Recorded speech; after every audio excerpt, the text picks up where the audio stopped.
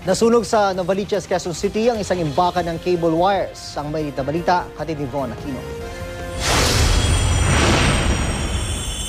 Ang naiwang siga ang posibleng naging sanhi umano ng sunog na ito na sumiklab sa isang imbakan ng cable wire sa barangay Novaliches proper mag-aalas 12 ng hating gabi.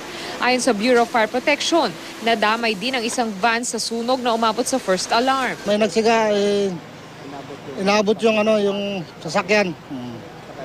Sa stock room. Malamang naiiwan niya kasi hindi nila nalapansin, nakita na lang, nag-aapoy na lang eh. Napag-alaman ng BFP, pag-aari ng isa sa mga taga ng stock room pero hindi pa raw humaharap ito.